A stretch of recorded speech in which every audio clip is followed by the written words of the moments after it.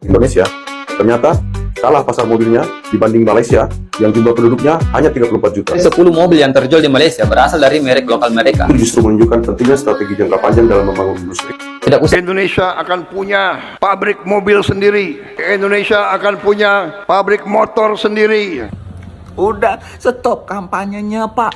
Stop memberikan impian-impian yang tidak mungkin kepada rakyat. Sebenarnya apa sih sebenarnya yang dilakukan Malaysia sampai akhirnya mereka bisa sebagus ini gitu? Agak kaget kenapa kok tiba-tiba Malaysia naik ke atas gitu, teman-teman.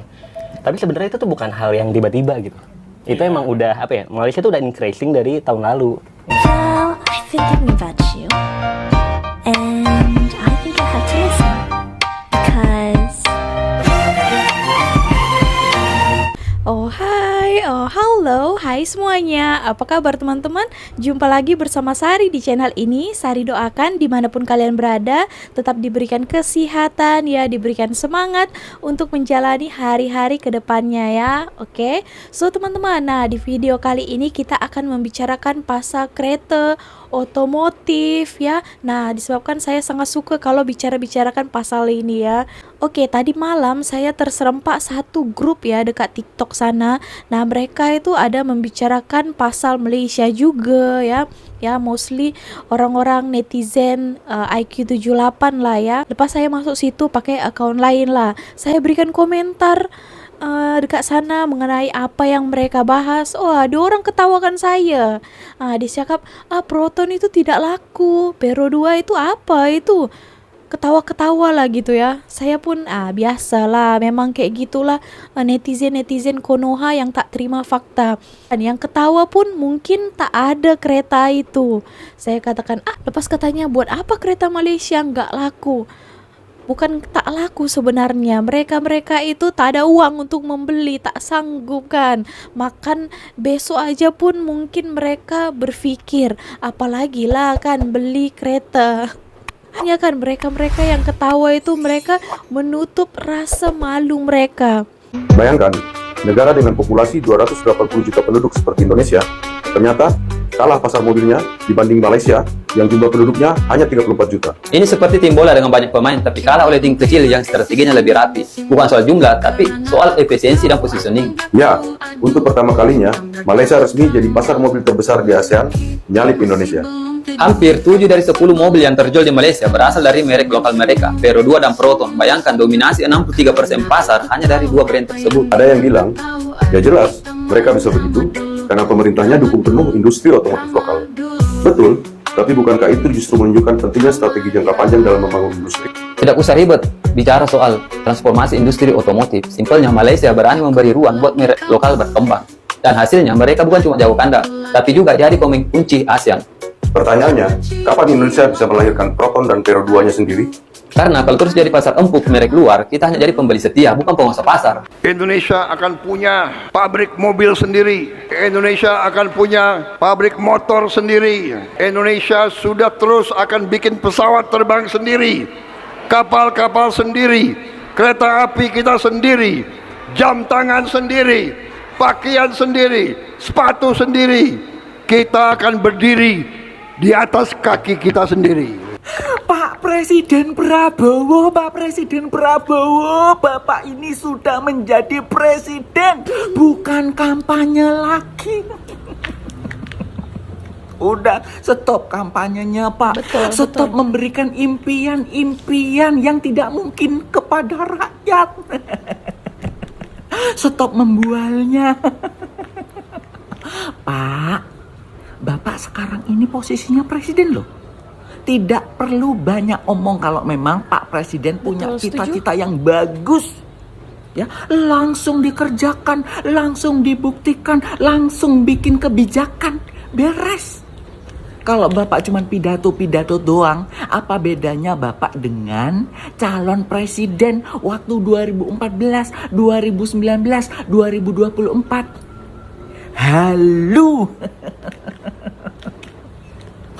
Semakin lama Bapak Presiden kok seperti ini ya. Tidak sesuai dengan ekspektasi saya dan ekspektasi 58% rakyat Indonesia yang memilih Bapak. Sedih saya, Pak, sedih. Menurut kalian gimana? Komen. Ingin memperkenalkan mobil keluaran ada bagian yang baru. Mobil tersebut bukan saya, hanya tidak terlihat karena dia menggunakan teknologi steel. Ada lihat, saya coba silakan. Oh, SMK. Mobil ini seperti mobil sport dan harganya terjangkau. Sudah dipesan oleh berapa ribu orang ya? 6.000 orang, 6.000 orang. Nah, kalau mau pesan, Anda nunggu 3 bulan. Anda lihat ini ya, saya coba masuk ke dalam mobil tersebut. Oh, tak terlihat ya, kasat mata gitu. Iya saja tidak terlihat. Oh, ini. Wow. Aman sekali ini mobil. Panel-panel yang luar biasa. Panel yang computerized. Saya hanya tinggal diam saja sini, mobil ini berjalan. Saya keluar Kasat mata punya mobil ini ya. Di penjelasannya ya, yang terakhir kali tuh katanya tak kasat mata, nampaknya dia langsung wow, ringan sekali ya.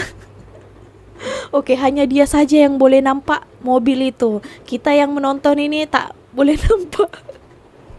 Oke, nah kita tadi bicarakan pasar kereta ya, mobil. Oke, tadi katanya penjualan di Malaysia itu drastis, gitu ya, dan merajai pasaran ASEAN. Oke, dan mancanegara ya. Saya tengok bukan hanya dipasarkan di Malaysia ini saja, melainkan ke luar negara. Dia ada Presiden Prabowo juga membagi tahu banyak sekali mimpi-mimpi yang akan dicapai Indonesia ya. Mau buat pesawat, mau buat kereta, mobil ya, motor, sepatu sendiri. Oke, nah tapi menurut saya ya, kalau untuk Indonesia saat ini ya, saya sebagai warga negara Indonesia itu menginginkan kesejahteraan rakyat dulu. Tuh rakyat kecil kan. Nah, kalau hanya cakap-cakap saja, ngomong-ngomong aja ya, siapa aja boleh kan. Yang penting itu hasilnya ya.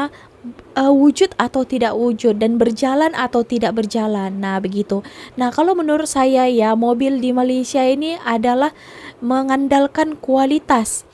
Kualitas yang ditampilkan oleh kereta-kereta di sini macam Proton, Vero 2 itu yang menarik customer, konsumen, rakyat Malaysia itu sendiri. Kalau misalnya mobil nasional sendiri tapi kualitasnya tidak ada, harga mahal, mereka pun tidak mau. Oke teman-teman, nah kalau saya saja yang bercakap ya, nanti orang sana itu mengatakan, kau ini sok tahu kau, mana buktinya, mana faktanya, sok-sok tahu kau, katanya gitu ya.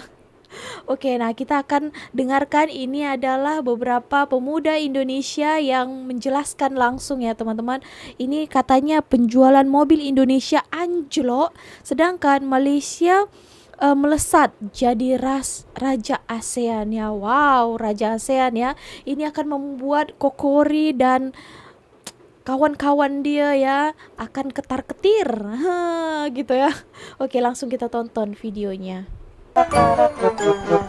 Jadi hari ini kita mau bahas dunia otomotif lagi pastinya. Cuman kayak di episode kemarin kan kita ngomongin soal bagaimana Gias tidak menghasilkan apa yang kita inginkan kan, karena angka penjualannya ternyata turun ya dibanding tahun lalu. Nah episode 2 ini ada kabar nggak baik lagi nih terkait industri otomotif kita. Jadi udah kita bikin beritanya bahwa dalam 3 bulan terakhir penjualan mobil roda 4 di Indonesia itu kalah sama Malaysia. Oh iya.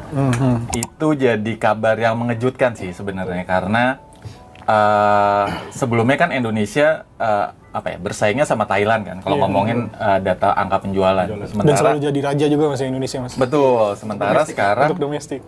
Sementara sekarang tiba-tiba nih Malaysia naik jadi merajai di bahkan nomor 1 kan, ngalahin Indonesia jadi yang terbaik di ASEAN gitu. Itu data yang menarik sih sebenarnya. Ada apa sebenarnya sama industri otomotif Indonesia terutama roda 4, sama sebenarnya apa sih sebenarnya yang dilakukan Malaysia sampai akhirnya mereka bisa sebagus ini gitu penjualannya. Itu data-data yang sebenarnya bisa kita telaah ya, dalam artian Malaysia tuh sebenarnya gini, kalau ngomongin angka penjualan sebenarnya menariknya adalah kita membandingkan dengan jumlah penduduk kan. Iya. Malaysia tuh jumlah penduduknya kan kecil banget Kecil. ya. Kok bisa gitu yang jumlah penduduknya sedikit tapi Bisa ngalahin lah, kita kan? dalam angka penjualan mobil yang penduduknya 4 kali 5 kali lipat gitu. Penduduk kita tuh 280 jutaan. Sementara penduduk Malaysia tuh 35 jutaan kan. Itu aneh banget sih kalau menurut gue kenapa angka penjualan roda 4 di Indonesia turun dan bisa kalah sama Malaysia gitu. Itu sebenarnya udah kerasa dari tahun lalu Mas, 2024. Itu mungkin tahun-tahun sebelumnya juga kali ya. Karena dari datanya yang di-share sama Gaikindo, penjualan mobil di Malaysia itu ngalahin Thailand kan. Nomor 2 itu udah hampir nyalip Indonesia tuh angkanya. Gitu. Jadi apa ya? Mungkin kebijakan-kebijakan dari pemerintah Malaysianya juga yang bikin penjualan mereka tuh tetap bertahan gitu. Iya, betul. Jadi mungkin kalian agak sedikit kaget ya kenapa, terutama penonton ya, mungkin agak kaget kenapa kok tiba-tiba Malaysia naik ke atas gitu, teman-teman. Tapi sebenarnya itu tuh bukan hal yang tiba-tiba gitu. Itu emang udah apa ya? Malaysia tuh udah increasing dari tahun lalu. Tahun lalu tuh penjualan mereka naik 2,1% kalau nggak salah. Emang kenaikannya tipis tapi cukup apa ya? Mereka tuh naik terus gitu. Sementara jadi gini, kalau misalnya kita pakai kurva gitu ya. Ini Indonesia nih, ini Malaysia begini, Indonesia begini nih. Jadi sebenarnya bukan mereka aja naik, tapi kita yang turun gitu. Betul. Jadi kerasa kayak tersalib gitu maksudnya. Iya. Dan penjualan Malaysia tuh tahun 2024 kemarin tuh 800.000. Itu rekornya mereka tuh. Rekor penjualan tertinggi mereka dalam setahun. Sementara kan kita punya tren menurun ya. Benar tadi yang lu bilang Han. Tren kita nurun terus dari pandemi, kemudian ya sekarang kita dihantam berbagai masalah ekonomi segala macam. Akhirnya ya benar tadi yang lu bilang. Kenapa Indonesia bisa kesusul sebenarnya bukan cuma karena Malaysia naik, tapi kita decreasing sementara Malaysia increase. Jadi ya ada ketimpangan sih sebenarnya memang kalau ngelihat data-datanya. Tapi angka 806.000 ya tahun lalu Malaysia capaiannya dengan penduduk yang 35 juta orang itu jauh banget ya. Jauh banget sih. Luar biasa sih, luar biasa. Sebenarnya kalau menurut gue itu nunjukin ini sih kemampuan daya beli sih. Itu nunjukin kan sebenarnya seberapa banyak jumlah mobil yang terjual dari satu negara kan sebenarnya menunjukkan kekuatan ekonomi masyarakat negara itu kan. Betul. Daya beli yang besar, terus inflasi atau kita ngomongin kredit segala macam, bunga dan segala macam. Nah, itu sebenarnya menunjukkan kalau menurut gue ya data sebenarnya berbicara ya bahwa ya udah emang Malaysia saat ini kondisi ekonominya secara garis besar memang sedang baik, sementara kita dapat banyak tantangan lah bahas. Oke, nah betul tadi saya setuju dengan dikatakannya tadi tentang daya tarik ataupun daya beli rakyat Malaysia ya, itu meningkat. Karena apa ya, ekonomi di sini pun orangnya semua bekerja, jadi ada uang untuk membayar beli mobil ya. Ada yang katakan kan mengejek Malaysia mobilnya semuanya bayar bulan-bulan masih hutang katanya. Ya mereka mampu kan. Bukan semua orang diluluskan untuk bayar pinjaman ya. Bukan semua orang itu ditengok kamu gaji berapa, kamu boleh bayar atau tidak, pengeluaran kamu berapa, itu dikira semua oleh bank ya. Jadi bukan suka-suka hati ya, semua pun boleh hutang, tidak begitu ya. Tanya gitu, challenging segala macam. Mungkin selain dari jumlah penduduk, menarik juga Mas kita ngelihat pendapatan per kapita di Malaysia ya. Ya ini sekedar perbandingan sih. Gue nyatet nih kemarin Mister Data Malaysia. Mana nih ya? Nah nih, pendapatan per kapita di Indonesia tahun 2024 tuh cuman 80,9 juta per tahun. Sementara di Malaysia itu 235,2 juta Mas. Jadi lebih gede lah. Itu dalam rupiah. Ini bisa 3 kali lipatnya Pak. Malaysia Pak. Ya. Betul. Kalau kita pakai rasio kepemilikan mobil juga Indonesia rendah banget sebenarnya. Iya. Di Malaysia tuh rasionya 490 per 1000. Berarti which is tuh separuh warga Malaysia tuh punya mobil guys. Separuh. Sementara Indonesia tuh masih 99 per 1000 ya. 1000 orang. Berarti berapa tuh kalau persentase kurang lebih? Berapa? Ya. Aduh. Gini sebenarnya kalau ngomongin Sikit lah perbandingan berarti ya. antara yang punya mobil dengan jumlah penduduk, sebenarnya itu kan yang kemudian pernah jadi senjata kita dalam kutip senjata. Kenapa? Itu berarti kan potensi pasar kita masih gede kan. Karena masih banyak orang di Indonesia nih yang belum punya mobil, yang berarti mereka bisa punya mobil, calon pembeli mobil, bisa kredit dan segala macam. Cuman itu kan di sisi yang lain itu harus didorong juga dengan kemampuan finansial mereka kan. Iya, Sementara di Indonesia sendiri sekarang yang mampu beli mobil yaitu kelas menengah tergerogoti terus nih. Mereka justru turun kelas. Itu yang jadi masalah sebenarnya. Ya mungkin perbandingan kebijakan juga mas. Kebijakan dari antara Malaysia sama Indonesia gitu kan. Di Malaysia itu kalau nggak salah ya, ini Sekretaris Umumnya Gaikindo juga pernah bilang, Pak Kuku Kumara, bahwa di Malaysia itu dari zaman pandemi COVID itu insentifnya masih jalan terus sampai sekarang. Yes, itu menarik banget sih. Iya. Sedangkan Indonesia kan udah di stop nih. Iya. Dulu sempat ada diskon PPNBM yang betul. sekian persen gitu. Berapa ya? Lupa juga. Pas pandemi itu kan. Pas pandemi itu ngangkat penjualan juga kan. Betul. Dari yang tadinya 500.000 unit di tahun 2020 yang karena pandemi anjlok banget kan. Kemudian tahun depannya naik lumayan tuh kan. Nah itu sayangnya nggak diteruskan gitu mas. Yang pada akhirnya di negara-negara tetangga tuh masih bertahan dan bikin penjualan mereka meningkat gitu. Itu jadi kejeliannya pemerintah Malaysia ya kalau gue pikir ya. Mereka tahu bikin sebuah kebijakan di tengah situasi yang nggak enak nih waktu itu pandemi. Mereka pikir oh ini berhasil nih, kenapa nggak kita lanjutin aja gitu ya. Dan ternyata ya udah jalan terus sampai sekarang dan ternyata berhasil. Meskipun butuh waktu agak lama nih 3-4 tahun dari pandemi, mereka ya berhasil. Acuannya paling tidak ngegusur Indonesia meskipun di 3 bulan terakhir doang kan. Nah itu menarik mas, menggusur Indonesia gitu. Benar-benar. Kata-kata yang menarik menggusur Indonesia. Terus kenapa mas kalau Malaysia ngalahin Indonesia mas? Menurut lo gimana? Waduh. Keluar juga nih pertanyaan. Pertanyaan sulit. Negara besar boy katanya. Nggak ada yang benar-benar vital sih. Kenapa kalau kemudian Indonesia kalah dari Malaysia gitu misalkan dalam hal penjualan. Asal dengan catatan kita tidak mengalami penurunan penjualan. Masalahnya adalah kan sekarang kita menurun kan. Menurunnya pun sangat tajam sebenarnya. Kalau kemudian kita dari satu area ASEAN ada negara yang satu turun tajam sementara yang lain naik terus, itu menurut gue sih bahayanya adalah kalau kita ngomongin investasi gitu. Sejauh ini kan selama ini kita dilihat Indonesia dikenal sebagai tempat yang potensial. Terutama tadi kita bilang rasio kepemilikan mobil masih kecil, terus iklim investasi sebenarnya sebelumnya kan dianggap kondusif lah ya, positif. Sementara kalau pasarnya menyusut terus bisa jadi mudah-mudahan nggak terjadi. Ya investor pada akhirnya tidak lagi melihat Indonesia seseksi beberapa tahun lalu misalkan, atau nauzubillah min zaliknya khawatir ya nanti ada investor yang pergi. Mudah-mudahan enggak gitu. Makanya sebenarnya ini kalau dibilang berbahaya banget ya ada potensi bahayanya sebenarnya. Cuman ya mudah-mudahan kita bisa bangkit sih penjualan segala macamnya.